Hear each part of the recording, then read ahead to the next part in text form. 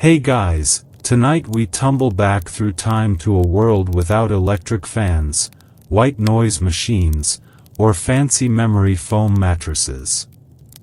Instead, you're curled up on a scratchy straw-stuffed bed, inside the damp, drafty stone walls of a medieval house, or maybe a creaky old castle. The only light comes from flickering candles, the air smells faintly of wood smoke and sheep, and just as you start to drift off, someone starts snoring. Not just a soft, polite little wheeze, the kind of snoring that rattles rafters, that makes the dogs whimper, that has you questioning your life choices. And guess what? You can't shove them onto their side or threaten them with a divorce lawyer. It's the 1300s, you probably are married already, and half the remedies people believe in sound like they came from a traveling jester with a head injury. But still, medieval folks took snoring seriously. Because a bad night's sleep wasn't just annoying, it could be blamed on sin, bad humors, or angry spirits. And while the cures? Well, you probably won't survive this. So, before you get comfortable, take a moment to like the video and subscribe, but only if you genuinely enjoy what I do here. I'd love to hear where you're watching from and what time it is for you, too. Now, dim the lights, maybe turn on a fan for that soft background hum, and let's ease into tonight's journey together. You wander through a medieval village, down twisting, muddy streets that stink faintly of ale, livestock, and wood smoke. The stars above glimmer faintly through the haze of chimney smoke, and somewhere beyond the low, thatched rooftops, a castle looms on a distant hill, its silhouette jagged against the dark sky. Inside those sturdy stone walls, you'd assume the wealthy slept peacefully. But no, the noble classes were just as plagued by the nightly menace of snoring as the poorest peasant. In fact, some of the loudest offenders were the knights and nobles themselves. Maybe it was all that rich food, roast goose, pies heavy with butter and lard, or maybe their sturdy, barrel-chested builds made them natural-born snorers. Either way, the castle halls weren't silent at night. Picture the grand bedchambers with their towering four-poster beds, the heavy velvet curtains drawn to keep out the draft, and to muffle the rattling snores of the person beside you. You shift uncomfortably on the lumpy mattress stuffed with hay and wool, trying to ignore the deep, bear-like growl coming from your beloved lord, lady, or maybe a fellow servant if you're stuck sharing a cramped sleeping space. Snoring didn't discriminate. The peasantry might sleep shoulder to shoulder in one-room huts, snuggled together for warmth, only to be kept awake by Uncle Bernard's nasal symphony. Meanwhile, even kings and queens weren't safe. There's even a cheeky old French tale about King Henry I of England, whose thunderous snoring was apparently so bad that his courtiers made jokes about it behind his back, though historians still argue whether that's entirely true or just later gossip. Of course, back then, people didn't fully understand what snoring was. They couldn't look up obstructive sleep apnea on WebMD. Instead, they blamed everything from poor posture to bad humors, those mysterious bodily fluids medieval folks believed ruled your health. Too much phlegm. You snored.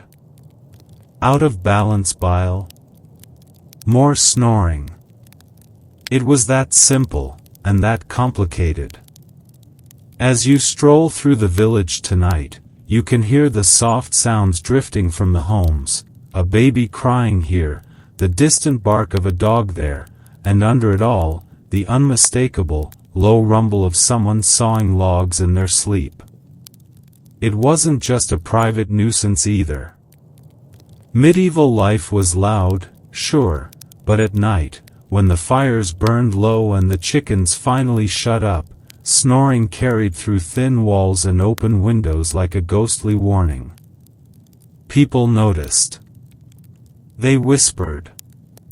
And if your snoring was bad enough, you might just earn yourself an unflattering nickname, like Old Grumbler or Hog Breather, terms historians have plucked from surviving records and playful village songs.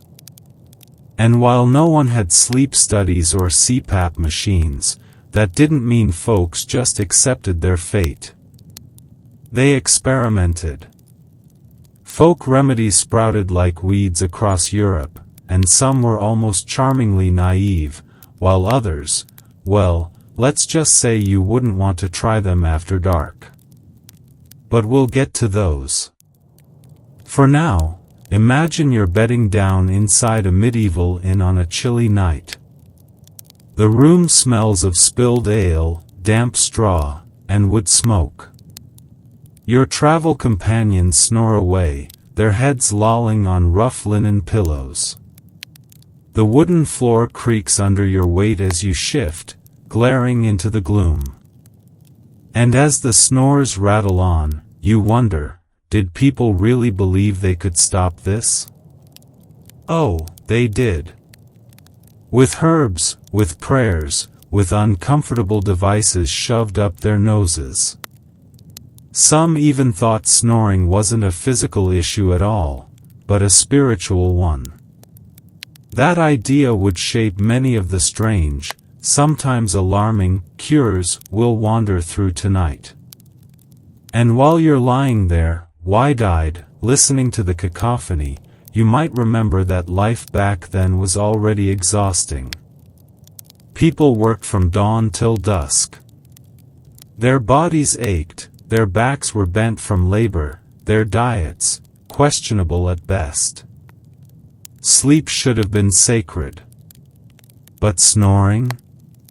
Snoring turned peaceful nights into drawn-out tests of patience, and in some cases, into tales that still echo through dusty old texts today.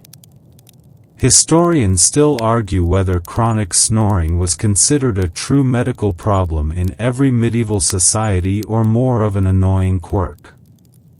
But what's certain? People noticed.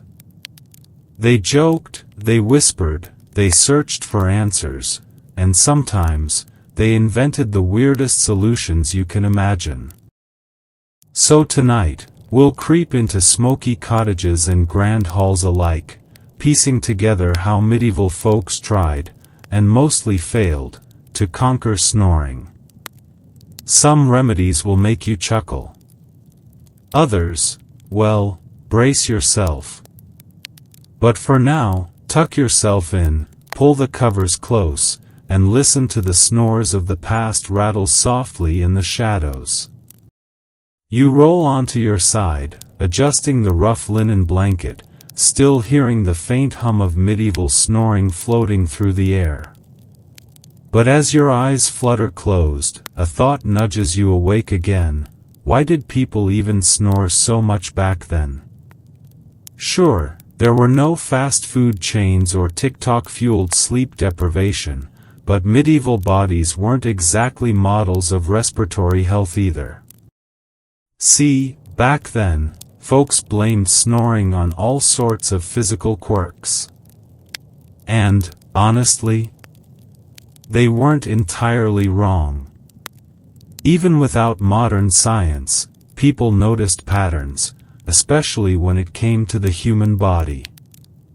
Crooked noses, wide necks, heavy chests, all were prime suspects in the nightly battle against snoring. You shuffle along a bustling market street now, weaving between carts of produce and clusters of gossiping townsfolk. The air smells of ripe fruit, leather, and something suspiciously like fish. As you pass, you notice the baker's apprentice, a broad-shouldered lad with a thick neck and round face. The old women nearby shake their heads knowingly. Poor lad, bet he rattles the rafters at night, one mutters, stuffing herbs into her apron. It's the sort of backhanded comment that's floated through history, because yes, in the medieval mindset, how you were built played a big role in whether your nights were peaceful or noisy. Take noses, for example.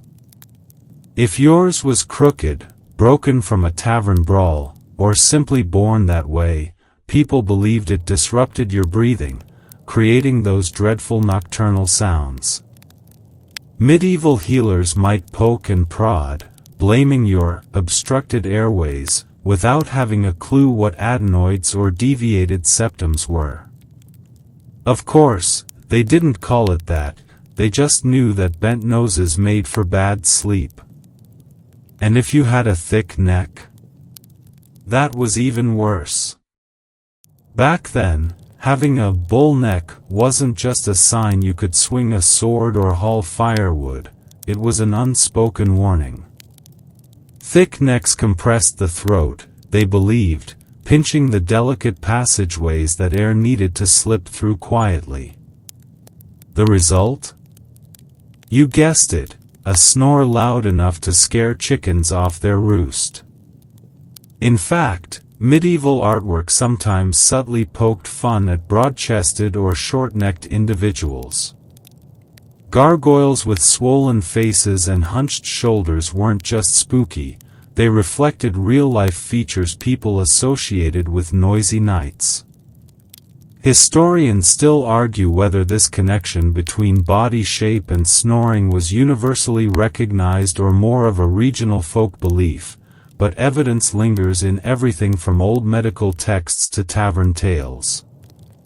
Of course, the most famous snorer archetype? The portly, well-fed merchant or noble. In a world where famine was never far away, a plump figure meant wealth and status. But all those rich stews, breads, and roasted meats? They didn't do the airways any favors. You stroll past a noble's procession now, silken robes swishing, jewel-studded hats gleaming. The lord at the center is rotund, with flushed cheeks and a double chin resting atop his collar. The servants trailing behind him exchange quiet snickers. Bet his poor wife never sleeps, one says with a smirk, earning a nudge from her friend. It wasn't all jokes, though. Physical causes of snoring could be deadly serious, especially during illness. Swollen throats from infections, inflamed tonsils, even untreated broken noses from accidents or fights all led to noisy, often dangerous sleep. And for those desperate to silence the snores? Well, some remedies targeted the body directly. We'll get to the cabbage leaves and suspicious ointments soon enough. But even without those, medieval folks observed, and sometimes judged, your physical form with all the subtlety of a village rumor mill. There were even early physicians, like the Arab polymath Avicenna, whose medical writings filtered into European thought. His canon of medicine, translated into Latin and passed among scholars, touched on sleep, breathing, and bodily imbalances. He didn't exactly pen a chapter titled, How Not to Snore, but his influence shaped how people connected physical traits to sleep troubles. Meanwhile, traveling folk healers spun their own theories. Some believed crooked posture, hunched backs or twisted spines, compressed the lungs and throat, setting the stage for snoring. Others blamed a swollen tongue, often after a heavy meal or too much ale, for blocking the air entirely. You duck inside a smoky tavern now, the fire crackling in the hearth, the ale flowing freely. The room buzzes with laughter and song, but when the music fades, snores rise up from a drunkard slumped in the corner, head tipped back, mouth wide open. "See there," an older man says, nudging your elbow. "That's what comes of crooked teeth and bad humors." Ah yes, the humors again. Medieval medicine, for all its colorful quirks, relied heavily on the idea that the body was governed by four fluids: blood, phlegm, black bile, and yellow bile. If they fell out of balance, your health, and your sleep, suffered. Too much phlegm, they believed, made your throat heavy and your breathing wet and noisy. You can almost hear the logic, even if the science wasn't quite there. Remedies to dry the humors, or clear the airways, became the earliest snore treatments, blending physical observation with a big ol' scoop of guesswork. Some medieval texts even warned that snoring could indicate larger health concerns. It wasn't just annoying, it was a symptom, a whisper from your body that all was not well. And in those days, ignoring such whispers could mean more than a bad night's sleep. It could mean sickness, or worse. So, as you settle back onto your straw-stuffed mattress, blanket tucked under your chin, you can't help but run your tongue over your teeth, feel the shape of your nose, and wonder, would they have judged you a snorer? The soft rumbles from nearby sleepers remind you, whether it was your build, your humors, or pure bad luck, snoring was an unavoidable part of medieval life. But trust me, the ways they tried to fix it? Oh, we're just getting started. The fire crackles low in the hearth as you shift on your creaky wooden bed, the straw-stuffed mattress beneath you rustling like dry leaves. From the next room, or maybe from right beside you, the snores roll on. Deep, growling, irregular. It's like sleeping beside an old warhorse with a chest cold. But here's the thing, in the medieval world, snoring wasn't just considered annoying or unhealthy. No, it ran much deeper than that. Tonight, we drift quietly into the shadowy space where sleep, sin, and superstition intertwine. You see, for medieval folks, the sounds a person made at night, those wheezing, snorting interruptions, weren't always blamed on anatomy alone. Sometimes, snoring whispered something far more troubling, the state of your soul. Imagine you're back in a candlelit chapel, stone walls damp with the chill of the evening. The priest's voice echoes softly as he warns the congregation about the signs of moral decay. And sure enough, somewhere between the warnings about idle hands and gluttonous feasts, snoring sneaks in. Hard to believe? Well, in certain pockets of medieval Europe, snoring wasn't just seen as physical, it was spiritual. It hinted at laziness, indulgence, even demonic mischief. A restless sleeper, snoring through the night, might be whispered about as someone touched by sloth, one of the notorious 7 deadly sins. Of course, not everyone agreed. Historians still argue whether the sinful snorer idea was widespread or more of a monastic, moralizing thing. But church writings from the period certainly leaned into the metaphor. Snoring, like unchecked appetite or unbridled desire, suggested you weren't keeping proper control of your body, or your spirit. Monks, for example, were famously disciplined in their sleep routines. Silent dormitories, strict bedtimes, rigid schedules. The last thing anyone wanted was Brother Hugh snorting like a pig in the middle of nightly prayers. Some abbots even issued quiet reprimands or assigned penance to monks who disturbed the peace with their nocturnal noise. Outside monastery walls, the connection between snoring and character seeped into folklore and superstition. Picture a village gathering.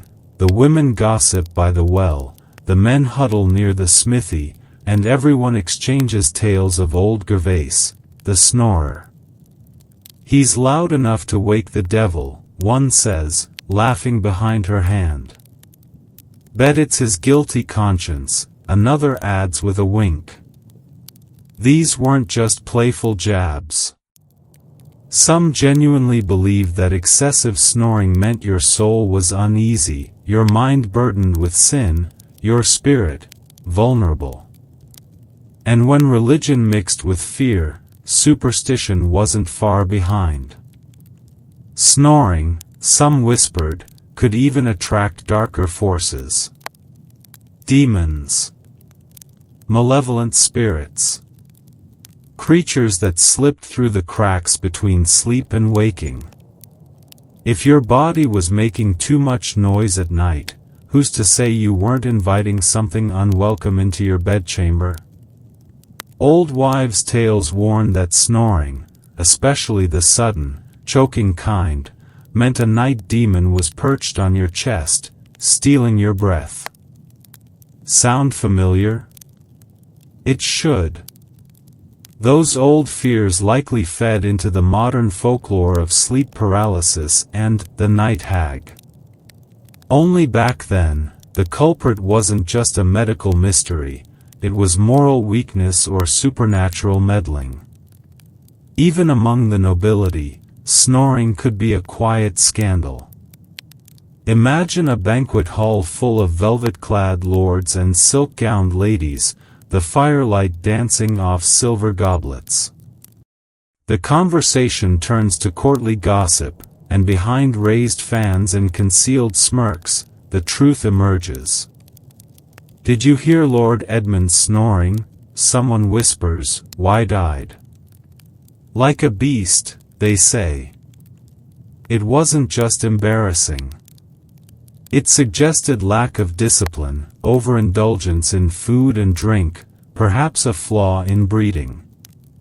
In a world obsessed with appearances, where family honor and personal piety walked hand in hand, being branded a snorer was no small matter. Of course, not every medieval thinker blamed sin or spirits. Some physicians leaned more toward the body than the soul, scribbling notes about humors and throat blockages. But for many ordinary folks, those explanations weren't as satisfying as imagining snoring as a sign from beyond, or below. And while the church didn't officially list snoring as a ticket to damnation, certain sermons hinted that restless, noisy sleep betrayed a restless, noisy heart. It was subtle, sure. But it was there. Enough to make you wonder, especially as the snores continue, low and rumbling, through the quiet of the night. You stir beneath your blanket now, ears pricked for the sound of your own breath. Is it smooth? Quiet? Or do you carry your own secret nocturnal symphony, inviting judgment, teasing the edge of superstition? It wasn't all gloom and damnation, though. Sometimes, snoring simply made you the butt of the village jokes. You might earn teasing songs at the local tavern, or children might imitate your wheezing snores as they skip down the lane. In a world short on entertainment, even a snorer had their place, as the punchline. But underneath the laughter lurked that deeper, darker idea. That your snoring wasn't just an annoyance, but a message. A warning. Maybe your humors were off. Maybe your spirit was weak. Or maybe, something else shared your bed at night. You pull the blanket tighter, listening to the medieval world settle around you. The hiss of the fire. The distant hoot of an owl. And yes, the steady, rattling snores of someone nearby. In the quiet, your mind drifts to those old fears. Of demons riding your chest. Of sin creeping into your body like a chill. Of restless spirits following the sound of your breath. It's probably nonsense. Probably. But still, maybe those old folk had their reasons for keeping one eye open, and one ear tuned, to the sounds of the sleeping world. The fire's glow fades to embers, and the snores of the medieval world rumble on as steady as the creaking of old wooden beams. But tonight, your restless curiosity presses forward, carried on the dusty scent of straw mattresses and smoke-stained walls. Because as much as people gossiped, blamed, or whispered of spirits, they also, quite practically, tried to fix snoring. And naturally, that meant reaching for the most trusted cure-all in medieval times, herbs. You slip into the herb seller's workshop now, a cramped little room tucked behind the market square. The air is thick with earthy aromas, dried thyme, pungent sage, crumpled bay leaves, and something suspiciously like old socks. Bundles of greenery hang from the rafters, and shelves grown beneath clay pots, wax-sealed jars, and curled parchment scrawled with recipes. The herb seller, wrapped in a cloak that smells of lavender and pipe smoke, hums as they grind leaves in a mortar. Their fingertips are stained green, their eyes sharp beneath bushy brows. Snoring, they ask, not even looking up. A curse for bedmates and sinners alike. They rummage through the clutter, producing a pouch of dried herbs with a wink. Steep this in hot wine before sleep. Clears the airways, so they say. Indeed, they did say. Across medieval Europe, from bustling English towns to quiet alpine villages, herbs were the go-to for practically every ailment, snoring included. Whether they worked? Well, historians still argue whether these remedies had any real effect or if it was all the comforting placebo of tradition. First on the list, thyme. This little green hero wasn't just for seasoning stew. Folks believed thyme had powerful respiratory benefits, clearing congestion, easing coughs, and, with luck, silencing the midnight orchestra. Infusions of thyme in hot water or wine were common prescriptions for snorers, especially those suffering from colds or phlegmy humors. Then there was sage, another kitchen staple turned sleep aid. Its strong, cleansing properties were thought to purify the air, and, perhaps more importantly, the breath. Some even tucked sprigs beneath their pillows, convinced the scent alone could calm the body and keep snores at bay. You trail your fingers along bundles of rosemary and mint, their crisp fragrances tickling your nose. These, too, had their place in the medieval snore-fighting arsenal. Mint, in particular, was prized for opening the airways. Medieval texts suggested mint oil or crushed leaves applied near the nose before sleep could help ease breathing. Of course, no medieval remedy was complete without a healthy dose of superstition. Some herbs weren't just medicinal, they were protective. People believed certain plants, like rue or fennel, warded off evil spirits that might disrupt sleep or worsen snoring. It wasn't all about clogged airways. Sometimes, your midnight racket was blamed on something a little more otherworldly. The herb seller chuckles as they pack a bundle of dried chamomile into a pouch. For nerves, they explain, handing it to a tired-looking woman. Sometimes snoring's just tension trapped in the chest. And honestly, not the worst theory. Medieval life was stressful: plagues, wars, taxes, and sleep didn't always come easy. Tension, whether physical or emotional, could tighten the chest and throat, making snoring worse. Chamomile tea or poppy seed infusions were gentle, calming choices for easing that tension. But herbs weren't always gentle. Some recipes veered into the please don't try this at home territory. Take hyssop, for example. Revered for its cleansing properties, it was sometimes used in snore remedies, but too much could upset your stomach or worse. The line between medicine and poison was, let's say, flexible. The same went for more exotic concoctions.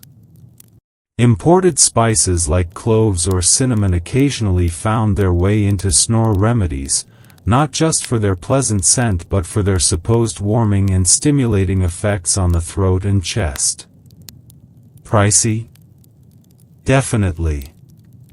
Effective? Questionable. But it sounded impressive when you told your friends at the market. You can almost hear them now. My husband stopped snoring after I rubbed his chest with cinnamon oil, boasts one woman, smug beneath her woolen hood. Her friend raises a brow. Or maybe he just passed out from the smell. The room echoes with quiet laughter, but the determination to do something about snoring remains strong. After all, with shared beds, crowded homes, and paper-thin walls, or no walls at all, people were highly motivated to find solutions. Sleep was precious, and no one wanted to lose it to a loved one's nightly performance. Sometimes, herbs weren't just brewed or crushed. They were burned. The practice of fumigation, burning herbs to cleanse the air, found its way into medieval sleep spaces, especially during illness outbreaks. Burning sage or juniper wasn't just about driving away spirits, it was also thought to improve breathing. Whether the resulting smoke actually helped with snoring, well, let's just say modern fire marshals might not approve. As you leave the herb seller's shop, a little pouch of thyme and mint tucked in your hand, the scent follows you into the chilly night. Lanterns flicker along the cobbled street, and from windows above, muffled snores drift down like fog. Herbs might not have silenced every snorer, but they offered hope, and in the medieval world, hope mixed with tradition was often the best medicine available. You breathe in the crisp air, the faintest trace of time still lingering on your fingertips. Whether you're fighting congestion, banishing spirits, or just hoping to win some peace for yourself and your bedmate, herbs were, and still are, a gentle, fragrant first line of defense. But as we'll see, not everyone kept it gentle. Some medieval snore remedies were much stranger and riskier. You make your way down the narrow, torchlit lane, herbs tucked safely in your pouch, their soft, leafy fragrance clinging to your clothes. But even as you inhale the reassuring scent of thyme and mint, a creeping realization sets in: herbs weren't the only answer. Oh no, medieval folk had an entire arsenal of weirder, wilder, and frankly questionable tricks to try to cure snoring. You duck under the low archway of an old apothecary's shop. The wooden sign swings overhead, creaking faintly, painted with the faded image of a sleeping man and, rather ominously, a hammer.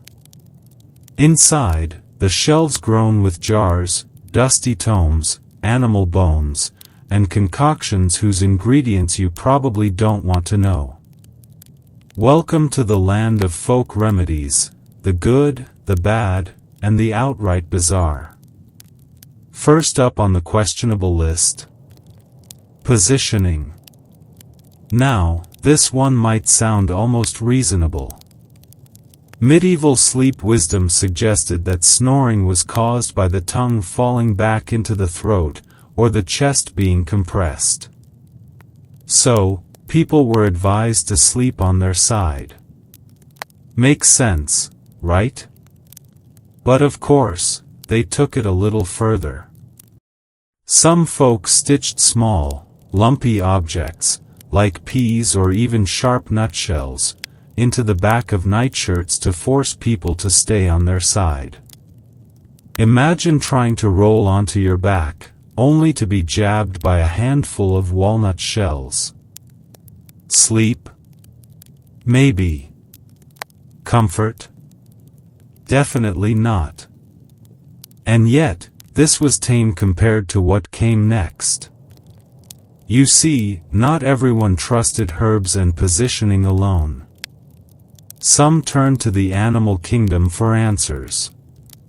Take badger fat, for example.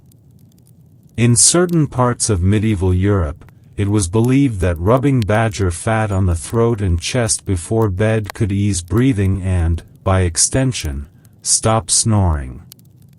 The logic? Well, badgers burrow underground, so clearly, they must have strong respiratory systems. Flawless medieval science, right?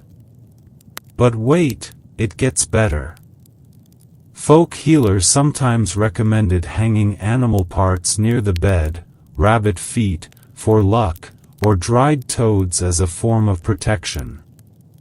Now, whether this silenced snoring or just terrified the snorer into behaving is still up for scholarly debate. And don't forget about the humble cabbage.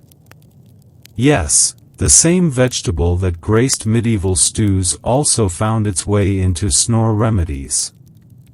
Some believed placing cabbage leaves on the forehead, or even over the chest, before bed could reduce snoring. Whether this was for cooling the body, reducing inflammation, or just because they'd run out of better ideas is unclear. Meanwhile, the truly bold ventured into more, shall we say, internal solutions. Medieval physicians, heavily influenced by Galenic theory, believed that excess phlegm or imbalanced humors could clog the airways, causing those nighttime rumbles. So, naturally, purging the body became a popular fix. This meant, brace yourself, vomiting or laxatives. Gentle herbal purges, or in worse cases, harsher concoctions designed to clear you out, top to bottom. The logic? Clean body, clear airways, silent sleep. The reality? Probably not your most restful night. And for those desperate enough? Bloodletting. Yep, good old-fashioned leeches or lancets, applied to rebalance the body. While not exclusively for snoring, bloodletting was such a go-to for almost every ailment that it inevitably made its way onto the snore cure list. If your humors were too hot, too wet, too thick, well, a little blood loss might just cool things down. You can almost picture it now. A worried wife dragging her snoring husband to the local barber surgeon, pleading for relief. The snorer grumbles, the leeches wriggle ominously in their jar, and somewhere nearby, a monk probably mutters about sin and self-control. Of course, these methods weren't universally accepted. Even back then, some folks rolled their eyes at dried toads and cabbage compresses. Historians still argue whether such remedies were genuinely believed by the majority or practiced more out of tradition and desperation. But when you're sleep-deprived and living in a creaky, drafty cottage with a partner who snores like an angry bear, you'll try just about anything. Speaking of bears, animal-based remedies weren't limited to fat and lucky charms. In certain Scandinavian villages, people believed that hanging a bear's tooth above the bed could ward off snoring and bad dreams alike. Was it expensive? Absolutely. Effective? Debatable. But hey, it gave you serious bragging rights at the market. Then there were charms and prayers. Some folks tucked tiny written charms beneath their pillows, invoking saints or protective spirits. Others recited bedtime prayers specifically tailored to peaceful sleep. Saint Blaise, known for protecting throats, often featured in these nighttime rituals. Whisper his name before sleep, and with luck, your snores, and the demons supposedly drawn to them, would stay away. But the most eyebrow-raising remedy? Let's just say it involves onions, and your socks. A popular folk belief held that placing sliced onions inside your socks before bed could draw illness, congestion, or bad airs out through the soles of your feet. The hope was that by easing congestion, snoring would stop. Whether the snorer woke up refreshed or just smelling like a salad is anyone's guess. You can almost hear the weary medieval spouse muttering, "Better stinky feet than another sleepless night." Through it all, one thing becomes clear: medieval people were nothing if not determined. From herbs and animal fats to cabbage leaves and bare teeth, they chased every possible solution. And sure, some remedies danced dangerously close to pure superstition, but others, well, surprisingly, modern sleep doctors would recognize the side-sleeping trick or the airway-clearing herbs. So, as you crawl beneath your coarse wool blankets tonight, maybe you tuck a sprig of mint beneath your pillow. Maybe you mutter a little prayer to Saint Blaise. And maybe, just maybe, you slip a few peas into the back of your partner's nightshirt. Because some medieval ideas? They're weird, but they're not all bad. The night stretches on, and the flickering glow of tallow candles casts long shadows across the uneven walls. You hear it again, a familiar, low rumble drifting through the wooden beams. Somewhere, another snorer saws through the stillness of the medieval night. And this time, instead of herbs or peculiar folk charms, your mind drifts toward a different battlefield, the human body itself. Because deep down, medieval people weren't clueless about anatomy.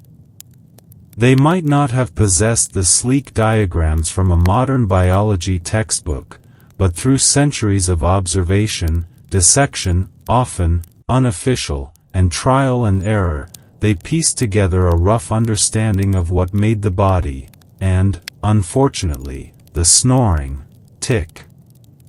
You step now into a smoky university hall, the heavy scent of wax and parchment thick in the air. Candles gutter beside piles of hand-copied manuscripts. A scholar, wrapped in a voluminous robe, gestures wildly at a faded anatomical chart pinned to the wall. The human form is splayed open, ribs, lungs, throat, and tongue illustrated with a mixture of accuracy and wild guesswork. Snoring, he declares dramatically, is a fault of the airways, or the humors, or perhaps, the devil. Scholarly consensus wasn't exactly airtight. At the heart of this medieval puzzle was the throat, its shape, its muscles, its behavior during sleep. Some believed snoring stemmed from relaxed flesh in the throat collapsing inward as a person dozed. Others blamed the tongue, slipping backwards to partially block the airway. Sound familiar? Modern sleep scientists would nod along, though they'd probably prefer fewer references to demons. The ancient Greeks, particularly Galen, had left their fingerprints all over these theories. His humoral model, with its talk of phlegm, bile, blood, and black bile, dominated medieval medical thought. Excess phlegm, they reasoned, thickened the throat and clogged the nose, making snoring practically inevitable. And so, medieval remedies often revolved around controlling the body's fluids. Warm compresses, throat massages, and dietary restrictions aimed to reduce phlegm production. Eat fewer, moist foods, like dairy or heavily salted meats, and maybe your snoring would ease. Did it work? Historians still argue whether these restrictions genuinely impacted sleep, but hey, cutting back on medieval cheese probably had some health benefits. You edge closer to the chart, eyeing the exaggerated depiction of the uvula, the little dangling bit at the back of the throat. In medieval medical texts, it's sometimes called the little tongue, and it got a surprising amount of blame for snoring. A swollen or elongated uvula was thought to vibrate and obstruct the airway, causing that infamous nighttime racket. Some bold practitioners even proposed surgical solutions. Yep, you heard that right. There are scattered reports of medieval healers snipping or cauterizing the uvula to reduce snoring. The thought makes your throat tighten instinctively. Imagine trusting a barber surgeon with a rusty blade hovering near your tonsils by candlelight. Sleep improvement? Questionable. Infection risk? Astronomical. And yet, not all bodily-focused remedies were so extreme. Medieval health guides often recommended throat exercises, singing, humming, or even chanting religious verses before bed to strengthen the throat muscles. It's strangely ahead of its time. Modern sleep therapists still use similar techniques to improve muscle tone and reduce snoring. Picture it, a medieval choir practice where half the participants are devout singers, and the other half are desperate snorers hoping the evening's hymns will quiet their nocturnal grumbles. Even posture got attention. Some believe that poor posture, during sleep or even while awake, compressed the chest and narrowed the throat. Thus, sitting up straight and sleeping with the head elevated were encouraged. Special pillows, stuffed with straw, herbs, or feathers, were crafted to prop up the head and keep the airway aligned. It wasn't exactly Tempur-Pedic, but the principle? Pretty solid. But the human body wasn't just flesh and bone. In the medieval worldview, the spiritual realm intertwined with the physical, and snoring was no exception. Some religious scholars warn that persistent snoring, especially loud, unsettling snoring, could be a sign of spiritual imbalance or moral weakness. After all, sleep was a vulnerable state. If your body couldn't rest peacefully, maybe your soul was restless too. The snores? They were like an alarm bell for your conscience. That's where fasting came in. Some believe that periodic fasting, combined with prayer, could purify the body and calm disruptive sleep patterns. Eat less, sin less, snore less, the trifecta of medieval wellness. Of course, this mingling of anatomy and spirituality had complicated results. It wasn't uncommon for snorers to be advised not just to adjust their posture or diet, but to confess their sins. A clean soul, they reasoned, made for a quiet night's sleep. Whether that actually helped with nasal congestion is, well, dubious. You drift from the university hall now, the scholars still debating and the candle wax puddling on the worn tables. Out in the streets, life carries on. Merchants pack away their goods, children chase each other down alleys, and somewhere above, a snorer rumbles like distant thunder. You can't help but marvel at the medieval determination to untangle the mysteries of the body. Even with their limited tools and patchy knowledge, they groped toward understanding. Sure, they blamed humors and sometimes demons, but they also recognized the throat's role, the impact of posture, and even the usefulness of exercises. And who knows? Maybe that scholar with his crude anatomical chart wasn't entirely wrong. The human body is complex, and snoring, a humble, annoying sound, remains one of its stranger, more stubborn puzzles. Medieval people didn't have CPAP machines or sleep clinics, but they had curiosity, resourcefulness, and an impressive tolerance for weirdness. As you wander on, you can almost hear the echoes of whispered prayers, the murmur of herbal remedies steeping, and the hopeful, if sometimes questionable, suggestions of healers trying to turn snores into silence. But of course, not every snorer was merely a victim of bad anatomy or restless spirits. Sometimes, they were viewed as something much more ominous. The night air grows cooler as you move along the cobbled street, your footsteps muffled by the low hum of distant voices and the creak of shuttered windows. Somewhere, the familiar sound of snoring tumbles through the quiet again, but this time, it carries an edge, like a warning. Because in the medieval world, snoring wasn't always dismissed as a mere bodily quirk or a bothersome sleep issue. Sometimes, it hinted at something darker. You pass beneath the shadow of a crumbling stone chapel, its gargoyles sneering down through the gloom. The stained glass windows glint faintly in the moonlight, depicting saints, angels, and demons. Because for all their herbal remedies and anatomical theories, medieval people still lived under the looming influence of the supernatural. And snoring, believe it or not, occasionally fell into that shadowy territory. It might seem funny now, but imagine living in a world where illness, misfortune, and strange bodily sounds were often blamed on forces beyond your control. Plague? A punishment from God. Bad harvest? The work of witches. And that unnerving, guttural snore rattling through the night? Well, it might not be entirely natural either.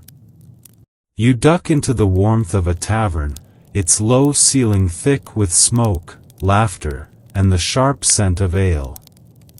The locals huddle around wooden tables, swapping stories between bites of stew. And sooner or later, the talk turns to the latest village rumors, tales of curses, spirits, and yes, sinister snoring. In some regions, especially isolated villages on the edges of civilization, chronic snoring was whispered about with suspicion. Folks believed that excessive or unusual snoring could be a sign of demonic possession, or at least spiritual interference. Imagine waking in the night to hear your spouse's snores grow low and guttural, almost inhuman in their rhythm. Would your mind leap to sinus congestion? Probably not. You'd reach for holy water. Historians still argue whether such fears were widespread or isolated to particularly superstitious pockets of society. But written records, often hidden within church archives or legal documents, hint at cases where snorers faced more than just annoyed partners, they faced accusations.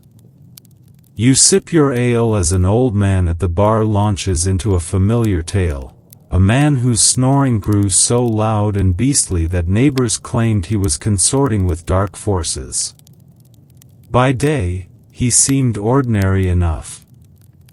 By night, his snores echoed like growls from some infernal pit. The village priest was summoned. Prayers were muttered, relics hung by the bed, and when that didn't work, well, the poor man found himself on the wrong end of an exorcism. Was it demonic possession? Or severe sleep apnea? Hard to say. But in the medieval mind, the line between the two could get very, very blurry. And it wasn't just demons to fear. The supernatural blame game extended to other restless spirits, fairies, witches, even the dead. Some believed that if a person snored heavily, their spirit was wandering during sleep, leaving their body vulnerable to otherworldly influences. The snoring, they claimed, was the sound of the soul struggling to return, battling unseen forces along the way. You hear a chuckle from the corner of the tavern, a young woman teasing her brother about his wandering soul. But beneath the laughter lingers a sliver of old fear, the kind passed down in hushed bedtime warnings. Witches, too, played their part in snoring lore. In some regions, it was whispered that a persistent, worsening snore could be the result of a hex. A scorned lover, a jealous neighbor, anyone with enough knowledge of herbs and ill intent could curse your sleep. The result?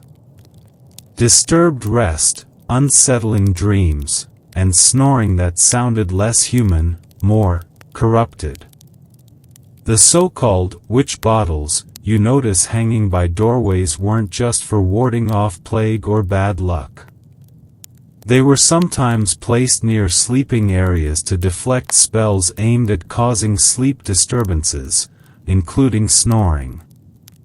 Filled with nails, hair, and other strange items, these charms reflected a very real fear of unseen tampering with one's rest. Of course, not everyone leapt straight to the supernatural. Some saw heavy snoring as a sign of divine punishment, a physical reminder of sin left unconfessed. Particularly devout individuals would embark on pilgrimages, seeking the blessing of saints known for healing throats, chests, or even granting peaceful sleep. Saint Blaise comes up again, as does Saint Vitus, protector against strange bodily afflictions. You lean back, imagining the weary snorer trudging across miles of rough, muddy roads, all for the hope that a whispered prayer or the touch of a relic might silence their nightly affliction. But there's another layer to this, one the scholars and priests didn't always acknowledge openly. Fear of snoring wasn't just about health or spiritual danger. It was about survival. In medieval times, homes were small, walls thin, privacy scarce. A snorer didn't just disturb their family, they potentially revealed their entire household's location to passing thieves, or worse. Soldiers on campaign, hiding from enemy patrols, dreaded snorers in their ranks. A loud, guttural snore could mean the difference between stealthy survival and sudden discovery. Some historical records even suggest that chronic, uncontrollable snorers were shunned from certain roles, like watchmen or night guards, where silence was critical. Imagine being rejected from medieval job prospects not because of your skills, but because your sleep sounds could betray the entire village. You finish your drink as the tavern begins to empty, the night deepening outside. Somewhere, the church bell tolls softly. You step back onto the street, the cool air brushing your face, and you can't help but reflect on how a simple snore, annoying yet mundane by modern standards, carried such layered meaning in the medieval world. It wasn't just a noise. It was a warning, a curse, a spiritual symptom, a military liability.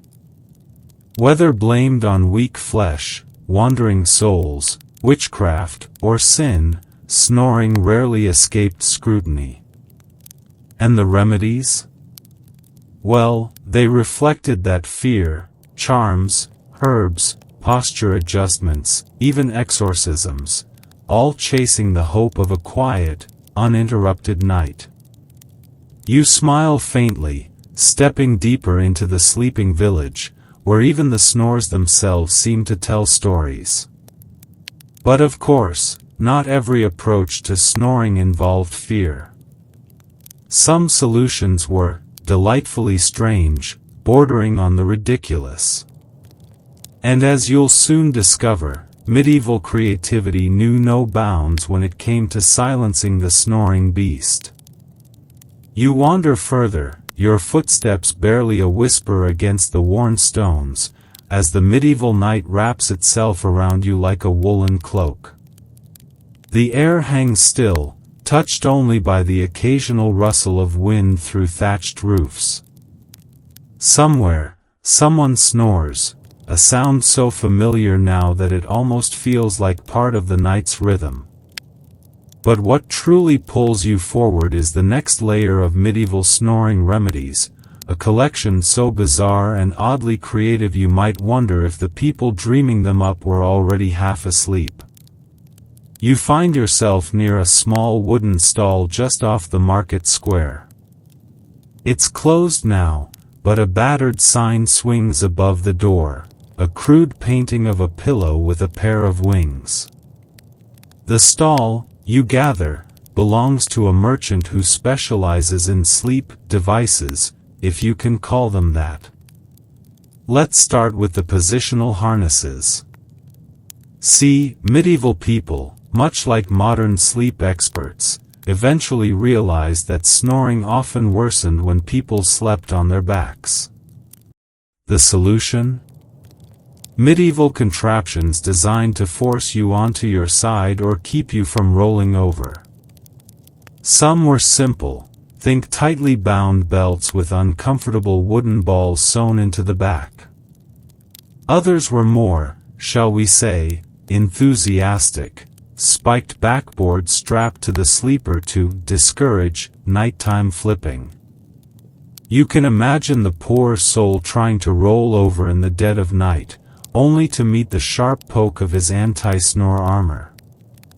Sleep tight? Hardly. Historians still argue whether these torturous devices were effective or merely medieval overkill, but the fact that they existed at all shows just how desperate people were to silence the nightly rumble. Of course, not everyone wanted to strap themselves into a medieval version of a bed of nails. Enter the realm of mouth props. Some healers advised using bits of cloth or carved wooden pegs to keep the mouth partially open during sleep, allowing for smoother airflow. Picture it, a medieval man drifting off to sleep with a small wedge tucked between his molars, dreaming serenely while drooling spectacularly onto his pillow. And no, you didn't just hear that in passing. Drooling was practically a side effect they had to account for. Some sleep guides even recommended wrapping the chin with linen to catch the dribble, because no one wants to wake up drowning in their own saliva, even if it means less snoring. But the creativity didn't stop there. In one particularly strange corner of folk remedies, some people used tethered headgear. Imagine a soft leather strap attached to your hair or cap and tied to the headboard. The idea? Keep your head perfectly still to prevent airway collapse. Move too much, and the strap would gently, or not so gently, tug you back into position. Cozy? Hardly. But inventive? Absolutely. And then there were the pillows. Oh, the pillows. Medieval pillow makers weren't just stuffing sacks with feathers or straw, they were experimenting. Some folk remedies insisted that the pillow's contents could influence snoring. Fill it with dried hops, they said, and you'd breathe easier. Use lavender to calm the spirit. But the oddest? Crushed seashells. Yes, some believed that sleeping atop a pillow stuffed with finely ground seashells could cool the head and promote unobstructed breathing. Whether it worked or just resulted in a crunchy, uncomfortable night, well, you can probably guess. You chuckle softly as you picture some poor knight returning from battle, only to be prescribed a seashell pillow for his snoring. His heroic image might have taken a bit of a hit as he drifted off to sleep on what sounds suspiciously like a medieval beanbag. But wait, there's more. Some believe that tying specific objects to the sleeper could ward off snoring. One peculiar remedy involved securing a sprig of rosemary or thyme to the wrist with red thread, based on the belief that the scent would keep the airway open and the body calm. Others tied small pouches filled with fennel seeds around the neck, hoping the herbal proximity would clear nasal passages. Did it help? Historians still argue whether these perfumed accessories had any real impact, but at the very least, they made the snorer smell a little fresher. The superstition didn't stop there. You remember those amulets from earlier? Some were crafted specifically for snorers. Tiny lead discs inscribed with protective prayers or odd symbols were sewn into nightcaps or tucked beneath pillows. One particular design featured concentric circles meant to confuse evil spirits drawn to the snorer's vulnerable, open mouth. Oh yes, open mouths were seen as doorways. In medieval belief, a wide-open snorer's mouth was practically an invitation for spirits to slip inside, whether to meddle with dreams, stir up bad humors, or simply enjoy the free rent. That's why some households hung netting or veils above the bed, not just to keep out insects, but to filter the air and trap unwelcome supernatural visitors. A medieval mosquito net, but with the added job of blocking invisible mischief makers. You can almost see it, the snorer, mouth agape, slumped on his seashell pillow, rosemary tied to his wrist, chin gently pressed by linen to catch the drool, all beneath a lacy net swaying softly in the breeze. An entire fortress assembled against the rumbling beast of the night. And still, the snores thunder on. The medieval imagination didn't lack for effort, you have to admit. In fact, their belief in customized, sometimes comically elaborate solutions bordered on admirable. Whether it was the right combination of herbs, body position, or even bedtime headgear, they refused to simply accept the nightly racket as unavoidable. Of course, the question lingers, how much of it actually worked?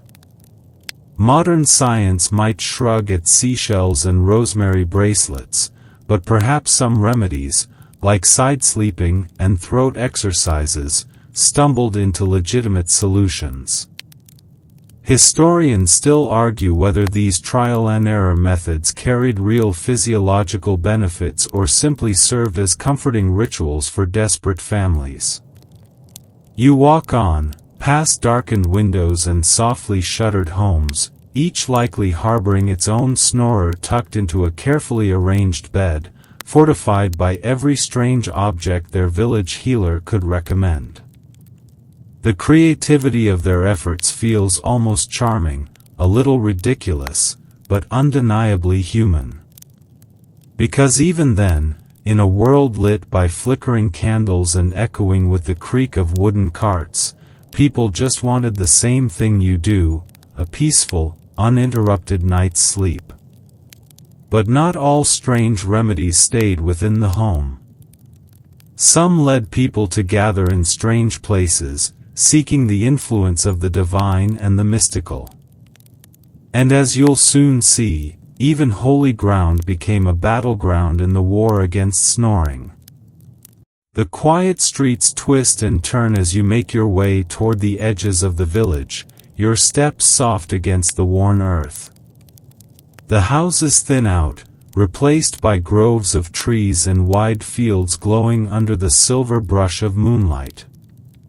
But your destination looms ahead, a stone chapel perched on a hill, its silhouette jagged and ancient, weathered by time and whispered prayers. Because tonight, your journey takes you not just into homes or healers' workshops, but to the thresholds of the divine itself.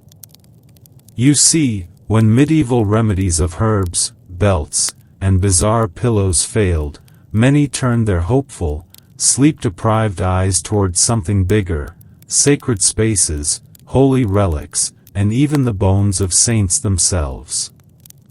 The church doors creak as you step inside, the cool air tinged with the scent of incense and old stone. The faint glimmer of candlelight reflects off worn statues, and above you, faded paintings of saints stretch across the high ceilings, their eyes eternally watching. It might sound odd now, but in the medieval world, churches weren't just for Sunday Mass or weddings. They were community hubs, healing centers, and places of last resort for those desperate for relief, including chronic snorers. After all, when your nightly rumbling keeps the household awake, or worse, draws rumors of demons, why not turn to the holiest place you know? One of the most famous destinations for the sleep-afflicted was the shrine of Saint Blaise, patron saint of throat ailments. Though more renowned for curing choking and throat infections, some whispered that Saint Blaise could quiet the snore, too. Imagine the hopeful procession, villagers trudging for miles, carrying snorers along in creaking carts or on horseback, all in search of the saint's intercession. And if Saint Blaise wasn't available, there were other options. Local churches often claimed possession of relics, small bones, cloth scraps, or other sacred objects associated with saints, believed to hold miraculous healing power. These relics were displayed during feast days, but in some places, individuals could visit quietly, pressing tokens or cloths to the reliquaries and praying for relief. Historians still argue whether these pilgrimages and relic encounters were fueled by genuine medical hope or simply desperation wrapped in faith. But records exist, crumbling parchment testimonials claiming, with trembling gratitude, that a relentless snorer finally slept soundly after a visit to a holy site. But for those unable to journey far, local churches sometimes offered their own nocturnal remedies. You hear the faint clink of keys as a sleepy-looking priest emerges from a back room, leading you to a curious side chamber. Here, nestled behind a heavy velvet curtain, rests what they called the sleeping stone. In several parts of medieval Europe, these so-called sleeping stones were revered for their supposed ability to promote peaceful, quiet sleep. Some were ancient pagan relics repurposed by the church, others were simply smooth, worn stones believed to carry blessings from centuries of prayer. Villagers, especially those plagued by sleep troubles or, yes, unbearable snoring, would lie upon or near these stones for a night, hoping their sleep would be transformed. You imagine the scene, the snorer stretched out uncomfortably on the cold stone floor, murmuring prayers between yawns, their family huddled nearby with hopeful eyes. Did it work? Perhaps not in the way modern medicine would measure, but faith, as you've surely noticed, has its own metrics. In more rural corners, where churches were sparse and superstition ran high, sacred wells and springs were another option.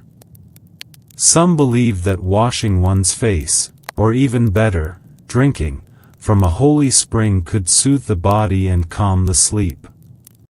One particular spring near Canterbury was famed for silencing the restless tongue, though locals quietly extended that benefit to snorers as well. You smile, picturing the hopeful pilgrim gulping down cold spring water, crossing their fingers that their nightly rumbles would finally cease. And then there were the midnight vigils. Picture this. An entire family dragging their chronically snoring loved one to the church for an overnight stay, candles flickering as they sit in prayer. These vigils were part of a wider tradition of night watches, often held for the sick, the dying, and sometimes, those afflicted with mysterious sleep conditions. Snoring might seem minor by comparison, but in a world of spiritual uncertainty, even small disruptions were taken seriously. The idea wasn't just to pray, it was to align oneself with the rhythms of the divine, to show devotion in exchange for healing. You can almost hear the quiet chants, the soft murmur of desperate families hoping that by morning, the snorer would rest silently, their affliction lifted by grace rather than by awkward wooden harnesses or seashell pillows. And yet, as sincere as these efforts were, not everyone viewed the church as the answer. Some skeptics, quietly, often in whispers over ale, mocked these practices as hopeful nonsense. They pointed out that the snoring returned more often than not, that holy stones were just rocks, and that the relics, well, historians still argue whether all those bones and cloth scraps were truly saintly remains or clever forgeries sold to the desperate. But in the hush of the church, beneath its towering arches and solemn statues, that doubt feels far away. You trace your fingers along the cool stone, picturing the countless villagers who stood here before you, clinging to faith in their fight against the snoring beast. And it wasn't just churches that drew the afflicted. In the quieter corners of medieval society, some turned to wandering mystics, roadside hermits, or even unlicensed holy men and women, individuals who claimed special knowledge of sleep, the body, and, occasionally, the divine. These shadowy figures offered whispered prayers, secret rituals, or charms said to silence even the loudest snorer. Some of these fringe healers walked the line between sanctioned religion and old folk magic, a space where Christian crosses mingled with herbal pouches and lunar incantations. It was a gray area, the kind where church officials might frown, but villagers, desperate for relief, eagerly tread. You leave the chapel behind, the stone structure shrinking into the night, its flickering candles a tiny glow in the distance. The fields stretch wide once more, and somewhere, another snore ripples through the quiet. You smile to yourself, realizing that whether by divine intervention, strange relics, or determined family members, medieval people pursued every path imaginable to quiet the nightly storm. But of course, not all remedies required churches or potions. Some simply came down to the raw force of nature, wild, untamed, and sometimes, dangerously experimental. And as your journey continues, you'll discover just how far people would go in their quest to silence the snore. The fields unfold like a dark, rumpled blanket beneath your feet, the moonlight catching on the long grass as you move further from the chapel's comforting glow. The houses and hearths of the village fade behind you, replaced by the raw, untamed edges of medieval life, the woods, the hills, the wild. And it's here, away from the watchful eyes of priests and healers, that some of the strangest snoring remedies took root. Because when saints and sleep stones failed, and herbal pouches didn't quiet the nightly rumble, there was always the final frontier, the natural world itself. The forest looms ahead, dense and tangled. A path winds through the undergrowth, worn by countless feet, hunters, herbalists, and, yes, those seeking unconventional cures.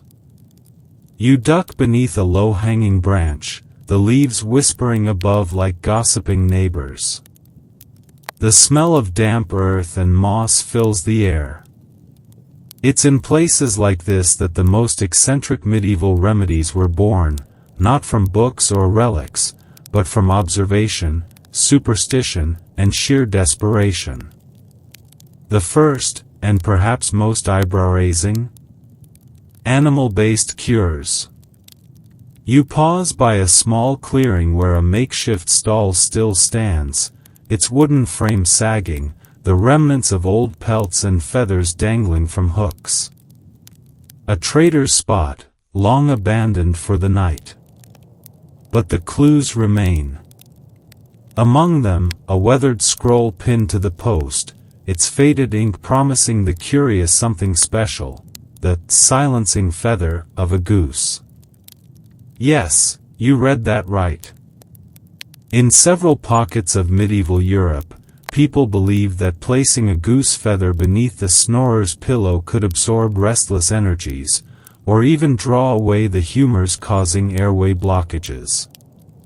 Some healers insisted that only a white goose feather would work, others swore by black. Did it help? Historians still argue whether this was superstition or if the soft feather simply encouraged better sleeping posture. But geese weren't the only animals called into service. You stroll deeper into the woods, your footfall muffled by fallen leaves, thinking of another strange belief, the use of frog charms. In some villages, healers would suggest keeping a dried frog, carefully prepared, of course, in a pouch near the snorer's bed. The frog, seen as a symbol of transformation and sound, was thought to swallow the disruptive snoring. You can't help but imagine the awkward conversations. Yes, dear, I brought a frog corpse into bed, but it's for your snoring, I promise. And the animal oddities only grow from there. One fringe remedy involved wrapping the snorer's neck with a strip of fox fur, believed to bring both warmth and the cunning spirit of the fox, warding off night noises. Of course, modern ears might hear fox fur scarf and picture a cozy winter accessory, but in medieval Europe, it was much more a talisman than a fashion statement. But sometimes, it wasn't the animals themselves, but their byproducts that found their way into snoring cures. You remember the crocodile dung sunscreen we chuckled about earlier? Well, snoring had its own peculiar contributions. Some folk healers mixed animal fats with crushed herbs to create breathing bombs, rubbed beneath the nose or along the chest before sleep. Badger fat, in particular, was popular among those who could get their hands on it. Whether it opened the airways or simply made the snorer so greasy no one wanted to share a bed with them, well, you can speculate. Yet not all remedies were so earthy or biological. The natural world also inspired more elemental approaches. Imagine villagers heating smooth stones in a fire, then wrapping them in linen and placing them beneath the snorer's mattress, the belief being that steady warmth would soothe the body and reduce disruptive breathing. It was part science, part hopeful thinking, and probably part desperation on the part of sleepless family members. The use of stones wasn't just about warmth, though. In some rural areas, whispering stones were placed near beds, small, carved rocks inscribed with quiet prayers or symbols, meant to encourage peaceful, silent sleep. You crouch by the forest path now, turning over a pebble and imagining the hours someone might have spent etching hopeful symbols into its surface, praying it would quiet Uncle Bernard's midnight chainsaw impersonation. But perhaps the most fascinating, and dangerous, natural approach involved herbal smoke. You come upon a small, overgrown hut on the forest's edge, its roof sagging beneath years of moss and vines. Inside, dried bundles of herbs hang from the rafters, their brittle stems crackling softly in the breeze. Here, in places like this, cunning folk and herbalists brewed sleep potions and smoke remedies. One popular method?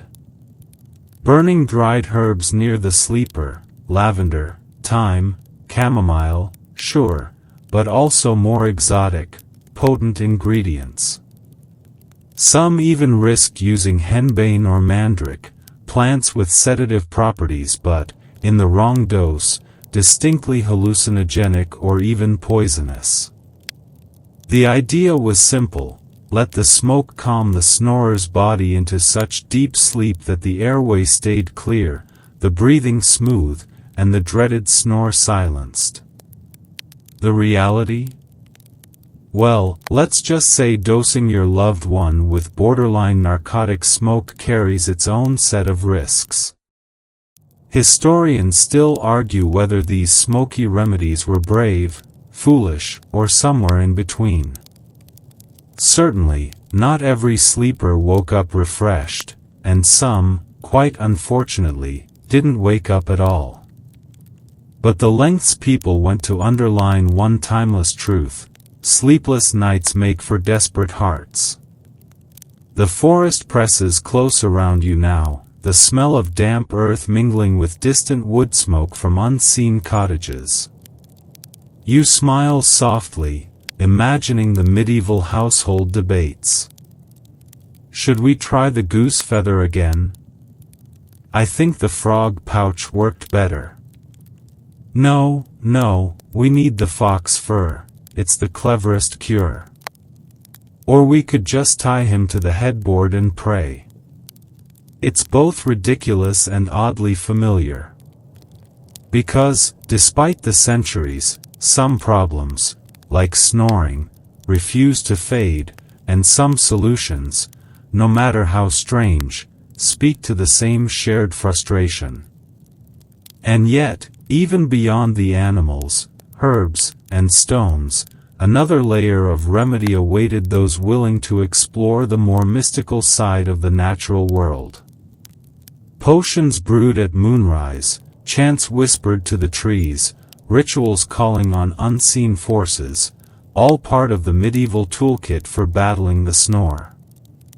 But that's a winding, shadowy path for another part of the night.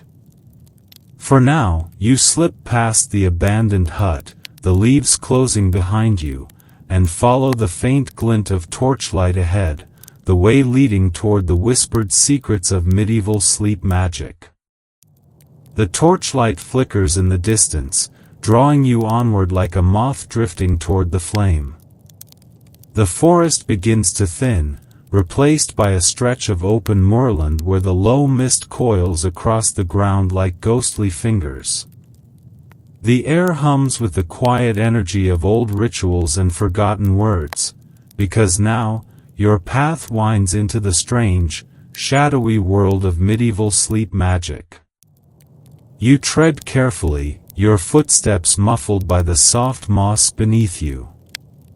The sky above is scattered with stars, ancient and watchful, and you can't help but smile at the thought of villagers, hundreds of years ago, standing under this same sky, clutching charms and murmuring prayers, desperate to silence the nocturnal chainsaw snore rattling through their homes.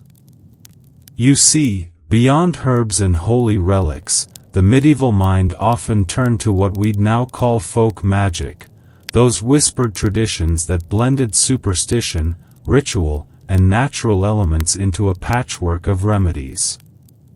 For snoring, this meant an array of charms, spells, and protective objects, all designed to calm the body, or drive away whatever invisible forces they believed were stirring up the nighttime ruckus. A small, weathered cottage appears ahead, its walls bowed with age, its thatched roof patched with heather and straw. You approach, half expecting the door to creak open on its own. Inside, bundles of herbs dangle from the rafters, their scent heavy in the air. On the table rests a curious assortment, wax figures, knotted strings, and tiny cloth pouches, the telltale signs of a wise woman's workshop. One of the more popular magical remedies for snoring involved amulets stuffed with protective herbs. These little cloth sachets, stitched by hand, were filled with lavender, valerian root, fennel, and, oddly enough, a pinch of grave dirt. The dirt wasn't meant to be sinister, it was believed to tether the sleeper's spirit to their body, preventing restless dreams, sleepwalking, and, according to some, disruptive snoring. Historians still argue whether the grave dirt tradition was pure folklore or a lingering remnant of pre-Christian beliefs, where the boundary between life, death, and sleep blurred in fascinating, slightly spooky ways. And the charms didn't stop there. You run your fingers over a length of red thread, coiled beside the herbs. In some parts of Europe, people tied red thread or ribbon around the snorer's bedpost or wrist, a practice thought to ward off spirits or malevolent energies that might sit upon the sleeper, compressing their chest and causing heavy, noisy breathing. It's a curious overlap with the legend of the night hag, the spectral being blamed for sleep paralysis and, in some versions, for snoring that sounded suspiciously like struggling breath. It makes you wonder how much of these snoring legends were born from real sleep disorders, things like sleep apnea, wrapped in layers of myth and fear. Then there were the spoken spells. You leaf through a tattered parchment, its ink faded but still legible. The words are in a strange mix of Latin, Old English, and pure gibberish, a charm meant to be whispered thrice before bed. Celeri spiritus noctis, somnum dulce fere. Silence the spirit of the night, bring sweet sleep.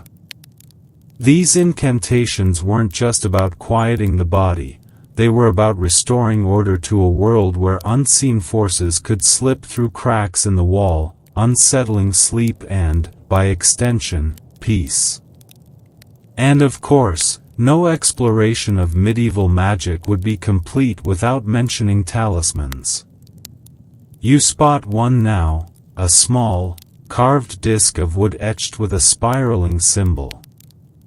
Some believe these symbols confused or trapped restless spirits, or more practically, served as a psychological comfort, letting the snorer believe they were protected, thus relaxing their body enough to reduce the dreaded nightly noise.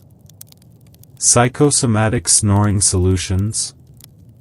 It's more plausible than it sounds. But even in this curious, candlelit cottage, skepticism crept in. Not everyone trusted wise women or their spells. Some dismissed the charms as nonsense, or worse, dangerous flirtations with witchcraft. After all, the line between folk magic and heresy was razor thin, and an unlucky healer could find themselves accused of summoning demons rather than silencing snores. Historians still argue whether these fears were rooted in genuine religious belief or good old-fashioned social control, because nothing keeps a community in line like the quiet threat of being labeled a witch. Outside, the mist curls low again as you step away from the cottage, the door swinging closed behind you with a soft thud. Your journey takes you past standing stones, their shapes barely visible in the moonlight. These ancient monuments, predating even the earliest medieval folk, carried their own weight of belief. It wasn't unheard of for villagers to bring snorers to these stones, leaning them gently against the cool surface, whispering old words passed down through generations. The idea? That the ancient power sleeping in the stone could rebalance the snorer's body, or draw away whatever spirit or illness caused the racket. Skeptical? Sure. But when you've gone through herbs, relics, animal charms, and your last good nerve, you'd probably try it, too. One particularly quirky belief involved walking the snorer in a full circle around the standing stone, 3 times clockwise, then 3 times counterclockwise, before bed. It was said to untangle the sleep disturbances.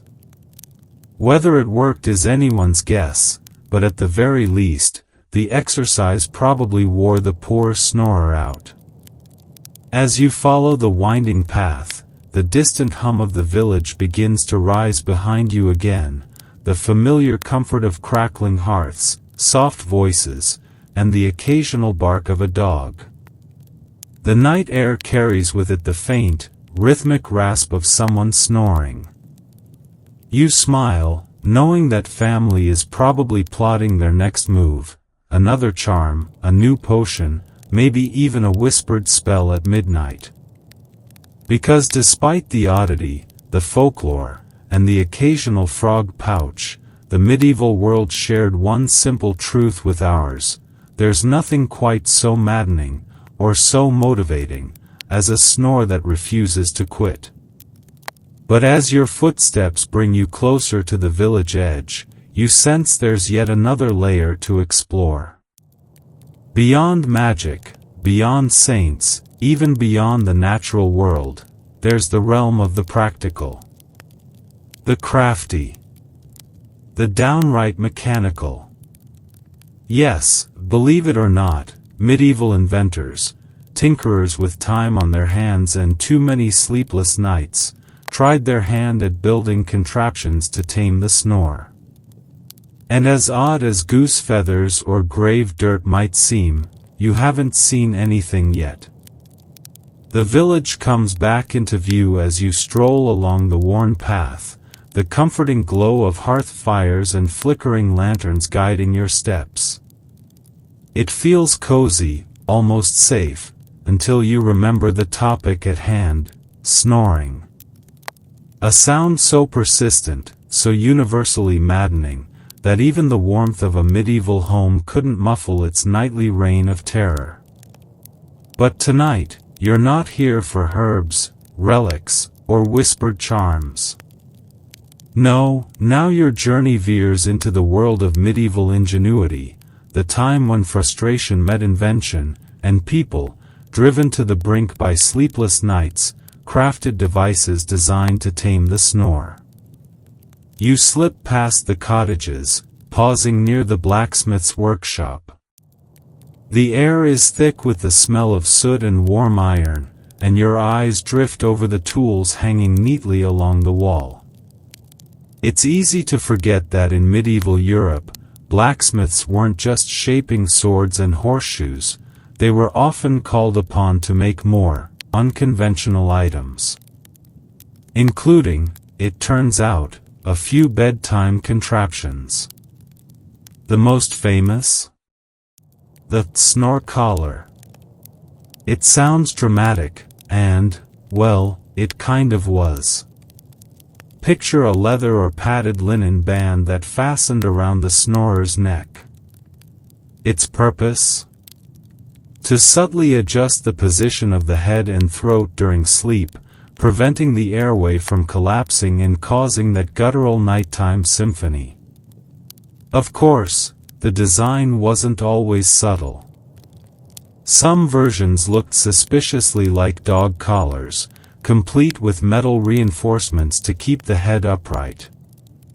You can almost hear the medieval marital debate. But darling, it's for your health. It feels like you've put me in the stocks. Would you rather I suffocate you with a pillow? Historians still argue whether these snore collars genuinely worked or if they mostly served to amuse, or mildly punish, the snorer. Either way, it shows the lengths people went to for a quiet night's rest. But that wasn't the only piece of medieval engineering aimed at the problem. You make your way toward the carpenter's yard, where tools and wood shavings litter the ground like forgotten breadcrumbs of invention. Here, too, sleep-deprived minds got creative. One documented, if fringe, solution involved customized sleeping benches or inclined beds. The theory, surprisingly sensible: elevate the upper body during sleep, reducing throat obstruction and, hopefully, silencing the snore. Wealthier households might have purpose-built beds with a slight incline, while common folk made do with propping up straw mattresses using wooden wedges or, in desperate cases, bundles of firewood.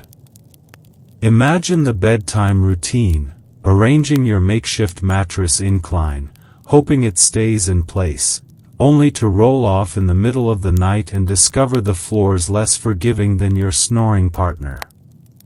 And yet, for some, it worked. At least well enough to avoid exile to the barn. Then there were the oral devices, not the sleek, dentist-prescribed gadgets we have today, but their crude, medieval ancestors. You duck into a small, shadowy alcove where a tooth puller once worked, his worn tools still neatly laid on a shelf. Here, the concept of manipulating the mouth to ease breathing wasn't unheard of. Wooden or leather mouth guards were sometimes crafted to encourage the sleeper to keep their mouth closed, because even then, people recognized that open-mouth sleeping often fueled snoring. Of course, the comfort level of strapping a rough-cut device inside your mouth for 8 hours? Let's just say modern dentistry has come a long way. Still, it reflects the same human impulse: if all else fails, invent something weird and uncomfortable. But hey, maybe it'll work. A fringe but particularly bizarre solution surfaces in your memory as you wander back toward the village square: the weighted blanket of medieval snore prevention. No, they didn't call it that, and no, it wasn't filled with cozy glass beads like the modern versions. Instead, some desperate households simply piled additional quilts, pelts, or even sandbags on the snorer's chest. The theory? The extra weight restricted chest movement enough to prevent loud, disruptive breathing. Did it reduce snoring? Maybe. Did it accidentally lead to mild suffocation or at least a panicked, sweaty awakening? Almost certainly. And yet, for exhausted family members, it probably felt worth the risk. But the most eyebrow-raising mechanical solution to snoring might just be the infamous nighttime prod. You reach the edge of the village and chuckle to yourself as you picture it: a simple wooden rod, often with a padded tip, used by a long-suffering bedmate to nudge, or, let's be honest, jab, the snorer awake when they got too loud. Some versions were designed for the bed itself, ropes or levers that let a partner prod or jostle the snorer without leaving their own cozy spot. It wasn't exactly high-tech, but in terms of practical medieval engineering, it was oddly effective. You can almost imagine the inventor, bleary-eyed after countless disturbed nights, muttering to themselves as they carve the prod. "Saints preserve me. I'll fix him, one poke at a time." Even in manuscripts and marginalia, those little doodles monks added to the sides of important texts, you can spot visual jokes about this. Tiny figures poking sleeping companions with sticks or jabbing them with feathers. Proof, perhaps, that snoring, and the battle against it, transcended all classes, from peasant cottages to scriptorium halls. Historians still argue whether these prodding devices were used more for genuine sleep correction or for passive-aggressive midnight revenge. Either way, the sentiment rings familiar. Some problems are ancient, universal, and just annoying enough to spark human creativity. You pause beneath the village's central tree, its branches heavy with the scent of summer. The stars gleam above, indifferent to the medieval struggles for silence. But here, amid the worn cobblestones and crooked chimneys, you realize the snore wasn't merely a source of irritation, it was a nightly catalyst for innovation, superstition, and, occasionally, some truly ridiculous contraptions. And as strange as goose feathers, grave dirt, or wooden mouthpieces might seem, well, modern solutions aren't so different. We still battle snoring with gadgets, pillows, sprays, and, when all else fails, a sharp elbow to the ribs. But there was still one final frontier medieval folks explored in their hunt for quiet sleep. Beyond potions, prayers, and inventions lay a more personal remedy, changing the body itself. Not with surgery, heavens no, but through lifestyle shifts, peculiar diets, and sleep rituals aimed at turning the human body into its own, snore-proof fortress. And as your steps drift down the lamplit street, that's exactly where your journey next leads. The moon hangs low now, a silver coin suspended in the velvet sky, as your feet carry you beyond the village's final cottages and toward the open fields.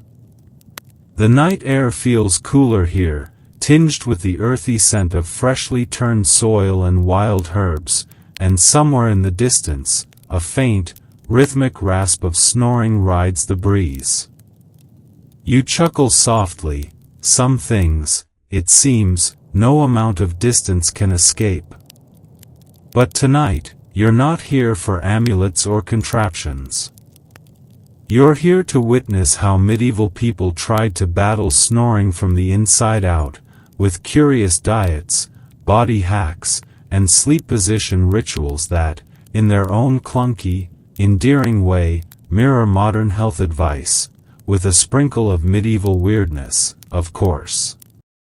You stroll along a narrow footpath, recalling how, long before sleep clinics and CPAP machines, physicians and common folk alike believed that snoring could be cured by transforming the body itself. The logic? If you control what goes into your body, you might just control what comes out of it, including those thunderous nighttime noises. Take, for instance, the medieval obsession with diet. In the 13th century, medical texts warned that certain foods heated the humors and thickened the phlegm, both considered prime culprits behind snoring. So, if you were a chronic snorer, your family might suggest cutting back on dairy, red meat, and especially wine. Imagine the heartbreak. You've had a long day plowing fields or dodging plague outbreaks, and now you're being told to skip your hard-earned ale because your snoring keeps the house awake. Tragic. But there was method to the madness. Medieval thinkers genuinely believed that excessive richness in the diet created mucus obstructions in the throat and sinuses, making snoring worse. Some healers even recommended fasting for a day or two, claiming it would lighten the breath and restore peaceful sleep. Historians still argue whether these dietary changes truly impacted snoring, or if they simply left snorers cranky, hungry, and still noisy. Then there were the more peculiar remedies. You pass a little herb garden now, tucked beside a shepherd's hut, and recall how certain plants weren't just for teas or spells, they were eaten or applied to supposedly alter the body's snore-producing tendencies. Take horseradish, for example. Medieval texts claim that this pungent root, eaten raw or mixed into meals, thinned the humors, and cleared the nasal passages. Others swore by mustard seed or garlic for similar reasons, because if your breath doesn't clear the room, maybe your snoring will. Of course, this led to an unspoken trade-off in medieval households: less snoring, but significantly more garlic-scented pillow talk. Beyond diet, sleep positions were a major focus. You walk toward the edge of a field, picturing the countless parents and partners who spent their nights nudging snorers into different postures, convinced it would silence them. And they weren't entirely wrong. Even today, sleep experts recommend side sleeping to reduce snoring, a notion medieval folks arrived at through pure, sleep-deprived trial and error. Some even devised bedtime rituals to encourage this, propping sacks of barley or peas along the sleeper's back to prevent them from rolling onto their back, where snoring typically worsened. It wasn't exactly high-tech, but it gets points for creativity. And probably for a few bruises come morning. Then there were breathing exercises, the medieval equivalent of sleep yoga, if you will. You stop beneath an ancient oak and imagine villagers seated beneath its boughs, guided by the local healer in odd, rhythmic breathing patterns meant to train the throat and lungs toward quieter sleep. Blow into a reed flute, hum steadily for several minutes, or chant low syllables before bed. These weren't just songs or pastimes. Some believed they strengthened the muscles of the throat, reducing the collapse that led to snoring. It sounds oddly similar to modern anti-snoring therapies involving throat and tongue exercises. Historians still argue whether these rituals were effective or if they were simply a way to distract snorers from their fate, or to tire them out so much they fell asleep before their family could complain. You grin, imagining a medieval family gathered in a smoky cottage, their snorer diligently humming away while the rest exchange exhausted glances, silently praying this would be the night they finally get some peace. Another curious belief involved controlling the temperature of the body. You pass a stream now, its surface reflecting the starlight, and recall that cold baths, or even cold compresses applied to the chest, were thought to calm the breath before sleep. The logic, drawn from ancient humoral theory, was that cooling the body reduced inflammation and congestion, easing airflow. Of course, whether this led to reduced snoring or just miserable, shivering sleepers is anyone's guess. Even more fringe. Some folk healers recommended controlled sleep deprivation, keeping the snorer awake later than usual with the idea that sheer exhaustion would lead to a deeper, quieter sleep. It's a gamble, sure. You either get blissful silence, or an overtired snorer who snores louder than ever. You chuckle softly at the thought, your steps crunching over the dewy grass. The medieval world may have lacked sleep science, but they never lacked determination, or inventive desperation. And finally, no body-hacking approach would be complete without the age-old advice to simply lose weight. Yes, even in the 14th century, some medical minds connected excess weight with snoring, recognizing that heavier bodies often struggled more with breathing during sleep. Their solutions, predictably medieval, involved strict diets, increased labor, and occasional purgative herbs. You wince, imagining medieval, weight loss regimens, less bread, more toil, and the constant, nagging suspicion that the town herbalist might slip you a diuretic. Still, beneath the quirky methods and folklore, there's an undeniable thread of wisdom. Medieval people, lacking modern science, often arrived at surprisingly practical sleep hygiene concepts. Watch what you eat, mind your sleep posture, strengthen your breathing, advice that wouldn't sound out of place on a health blog today. The snore, it turns out, has always been both a nuisance and a mystery, a nightly riddle that spans superstition, medicine, and sheer stubborn experimentation. You pause on a gentle slope overlooking the darkened village, the hum of the world settling around you. The fires burn low, and beyond the hills, dawn waits patiently. But your journey isn't done yet. Because as much as the medieval world tried to tame snoring with potions, prayers, gadgets, and diets, some turned their gaze beyond this realm entirely, to the spiritual unknown, where dreams, sleep, and the soul itself intertwined. And in that shadowy space, they sought not just silence, but answers. The first pale streaks of dawn begin to smudge the edge of the sky as you meander down a narrow footpath, the dew glistening beneath your feet.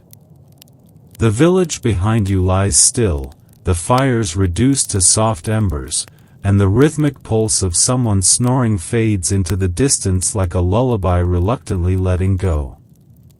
But your journey isn't finished, not quite. Because when medieval folk exhausted their herbs, their prayers, their gadgets, their diets, and their homegrown remedies, many turned to the last, most mysterious frontier, the soul's journey through sleep. In the medieval mind, sleep wasn't just a physical rest, it was a spiritual event.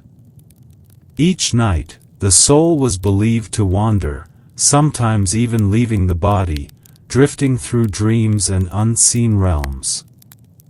And snoring?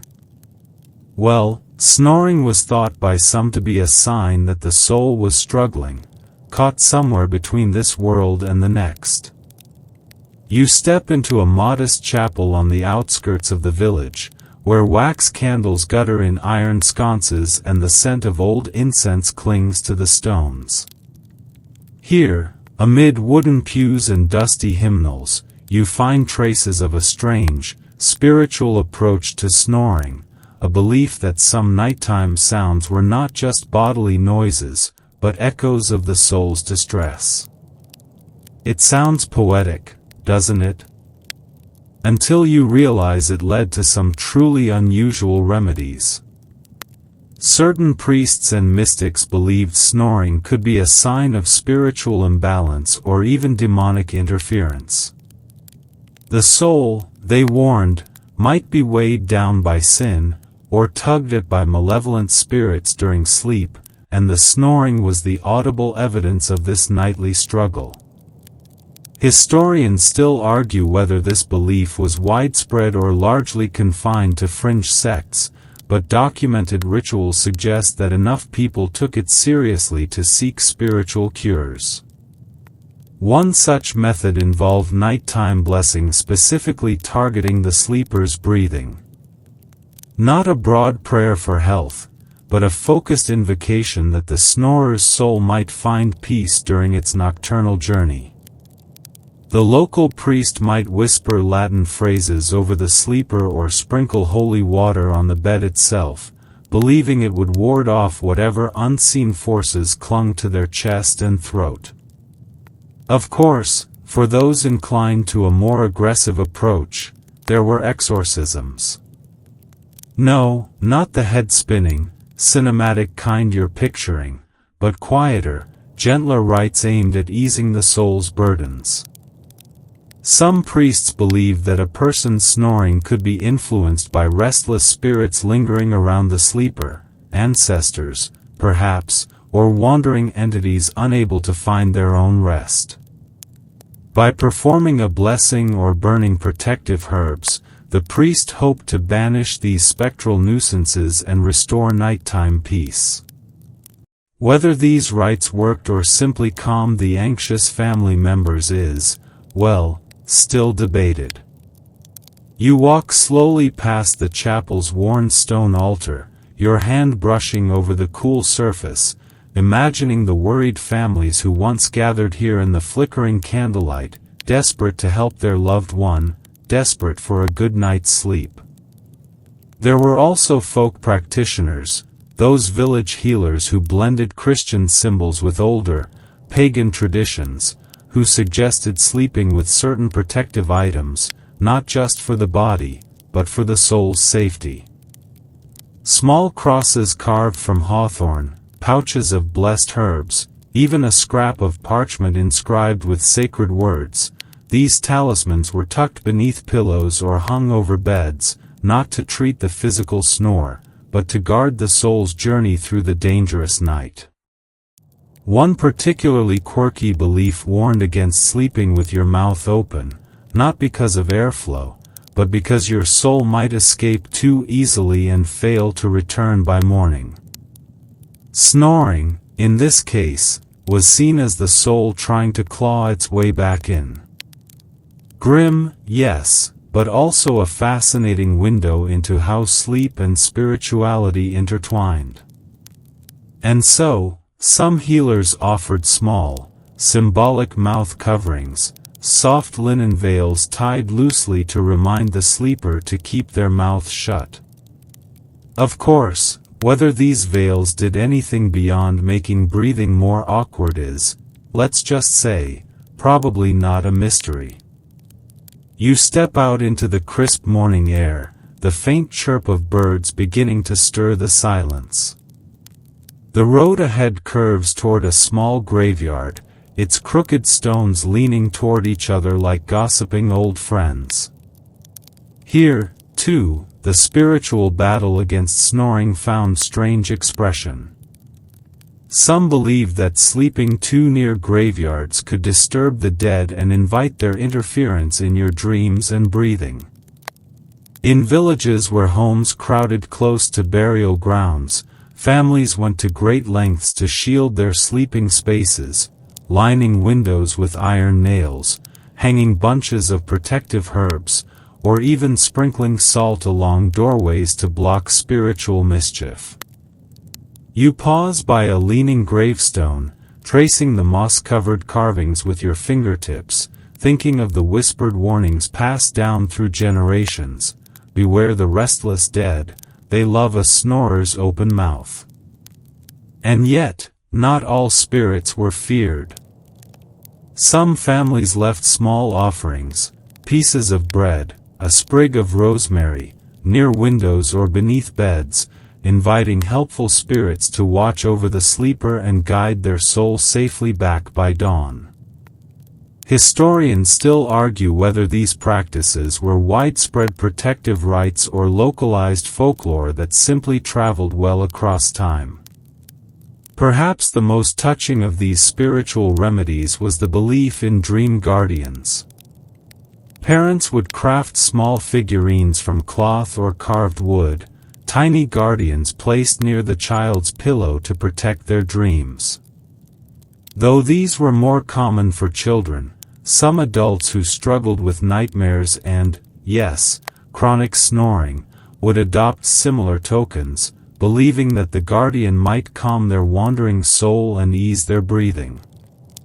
You can almost picture the bedtime ritual, arranging the small guardian at the bedside, whispering a quiet plea for peaceful sleep and settling in under the weight of woolen blankets, trusting that someone, seen or unseen, might stand vigil through the night. It's a strangely comforting thought, isn't it? That in the face of a persistent, everyday nuisance like snoring, medieval people wove threads of faith, folklore, and invention into their quest for silence. And even when their remedies failed, they layered meaning onto the simple act of sleeping, a nightly journey that touched not just the body, but the soul. The morning breeze stirs the tall grass as you make your way back toward the village, the scent of fresh bread beginning to drift from an open window. The snorers, the dreamers, the midnight prodders, they'll soon rise to face another day, their battles against the nightly rumble paused but never quite finished. Because snoring, like life's other little irritations, has always been part of the human story. It's ancient. It's universal. And despite all our prayers, potions, gadgets, and talismans, sometimes the best cure is simply patience, and maybe a really good set of earplugs. But before you drift too far into the daylight, your journey has one final chapter, where all the threads, practical, peculiar, and deeply human, will gently weave themselves toward a close. The sun stretches its first golden fingers across the horizon as you wander back toward the village, your footsteps slow now, the air holding that quiet, heavy stillness of morning before the world fully wakes. A rooster crows somewhere in the distance, and for a brief moment, you imagine that even his bold cry might be less disruptive than the snoring battles waged inside these homes each night. Your journey through medieval sleep remedies has led you through gardens of pungent herbs, into smoky cottages filled with odd devices, past fields where peculiar diets were enforced, and even into the eerie space where sleep and the soul entwined. But here, as the dawn light spills over thatched roofs and wattle fences, it's time to ease into the final, and perhaps most enduring, remedies medieval folks clung to in their nightly quest for silence, patience, resignation, and, occasionally, just learning to sleep somewhere else. Because for all the salves, potions, amulets, and diet restrictions, there was always one cure that required no herbs, no prayers, and no elaborate contraptions, just picking up your blanket and relocating. Medieval homes, especially among peasants, weren't exactly sprawling estates. Families often slept packed together on straw mattresses in a single room, sharing warmth, stories, and, of course, snoring. So, when the snorer's nightly symphony reached unbearable levels, some simply retreated, to the barn, the loft, or even the church porch if desperation demanded it. It wasn't a perfect solution, but after a few weeks of sleep deprivation and whispered arguments by candlelight, even a hard wooden bench or hay pile started looking appealing. You smile, picturing a bleary-eyed medieval farmer curled up next to the sheep, muttering that at least their bleating was quieter than Uncle Roger's thunderous snore. Of course, for those who couldn't escape so easily, some medieval folk embraced what you might call the grit your teeth and deal with it method, a time-honored human coping mechanism. Songs, jokes, and good-natured teasing were woven into the fabric of communal living, turning a partner's snoring into a familiar, if irritating, part of nightly life. There's even evidence in old folktales and tavern songs that snoring, in its own ridiculous way, became a source of humor and storytelling. The village bard might spin a yarn about the man whose snores were so loud they scared off wolves, or the woman whose nighttime rumbling caused the ale to go flat. Exaggerated? Absolutely. But laughter, as you know, is often the best remedy for things we can't change. Historians still argue whether these tales were purely entertainment or sly ways of venting frustration without causing real offense. As you stroll past the blacksmith's forge, silent now beneath its soot-streaked roof, you recall how even among the wealthier classes, snoring created its own challenges. In manor houses and castles, where feather mattresses replaced straw, the wealthy had more space to escape, but snoring still followed. Some noble couples chose separate bedchambers not just for propriety or status, but for the simple, practical reason that one of them snored like a warhorse. Royal records even hint at kings and queens whose bed arrangements were politely adjusted to accommodate restless sleep, though no court scribe dared record the true culprit, a royal snore. You pause beneath the shade of a great elm, its leaves whispering in the morning breeze, reflecting on how, no matter your status, peasant, merchant, or lord, the nightly battle with snoring was an inescapable part of life. The difference lay not in whether you snored, but in how your family, your neighbors, and even your community coped with it. Some leaned into spiritual remedies, others turned to strange devices or bitter potions, and still others accepted it with weary humor and a resigned shrug. But all, in their own way, stitched this minor frustration into the larger, messier, endearing quilt of medieval life. The sky brightens now, pink and gold spilling across the rooftops, and you hear the faint stirrings of the village awakening. Chickens cluck, a cart creaks down the lane, and somewhere behind one of those timber-framed walls, someone, likely snoring away, remains blissfully unaware of the ruckus they've caused. And isn't that the most human thing of all? To dream deeply, to snore loudly, to frustrate your loved ones to the brink, and yet be so beautifully unaware of it all. You take a final, steady breath, your journey complete. You've seen the herbs, the relics, the bizarre contraptions, the diets, the spiritual charms, and the simple, reluctant acceptance that snoring, for all its nuisance, has always been with us. And maybe, just maybe, it always will be. Your footsteps slow now, the path soft beneath your shoes, as the village behind you begins to stretch and yawn itself awake. The fields glisten with dew, birds trilling softly from the hedgerows, and the sleepy hum of morning settles around you like a warm blanket.